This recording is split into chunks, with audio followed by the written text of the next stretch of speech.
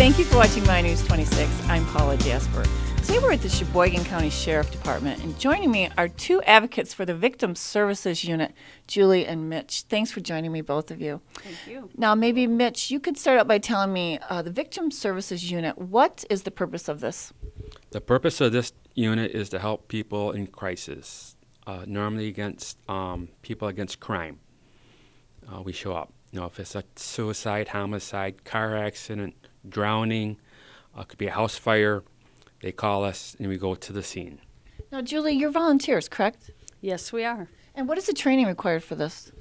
We have 18 hours of training for people that are joining our group new.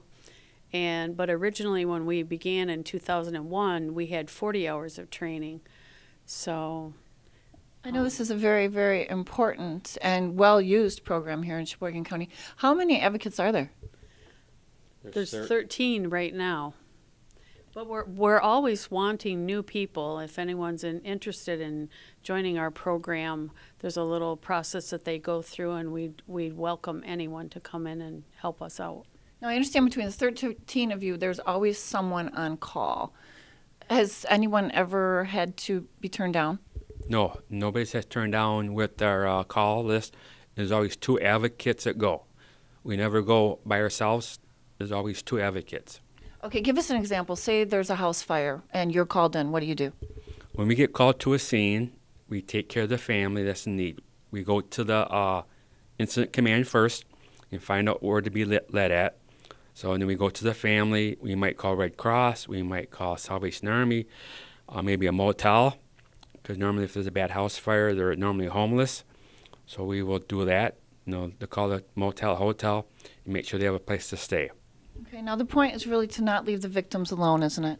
Yes, it is. Yes, it is.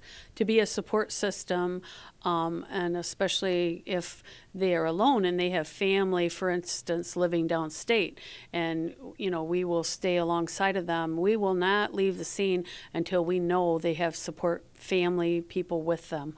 Now, I know that this requires a lot of supplies on your part. Give us an idea of what you have. Well, we have quilts that are donated by some ladies at a church, I believe, in Indian River. They donate quilts, but we also have teddy bears that are made and donated that we can give the children.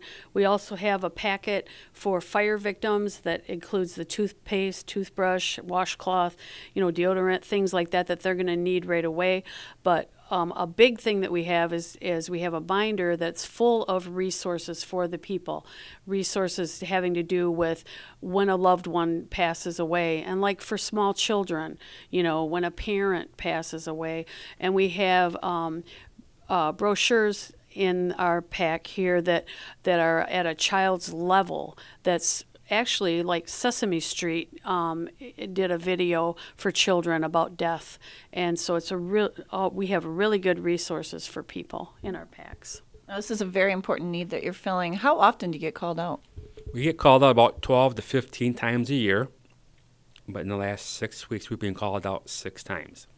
Now, Julie, since this is all volunteers, you're just going along the day, living your life, and you get a call. Mm-hmm. And most of these calls all have to be a negative situation. Why do you do that, and how do you deal with it? Well, I do this because I want to help the people, and the focus is helping the people.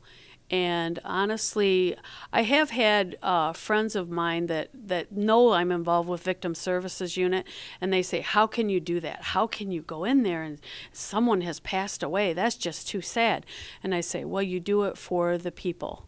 You do it for the people. And honestly, on a personal note, I have had many times when I walk away and I am crying in my vehicle because you feel so badly for the people.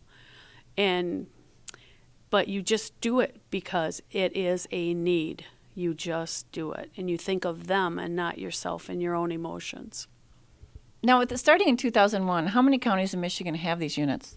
There's 54 counties in Michigan that have them right now, out of 83. Okay. Now, I'm assuming when you're called out, it's confidential? Very confidential. Absolutely. Okay. And if somebody would be interested in becoming an advocate, who do they contact? They would call Dale Claremont at the Cheyboygan County Sheriff's Office. Okay. Thanks for telling us about this wonderful program. you. Paula, Jasper, -26 in Cheyboygan.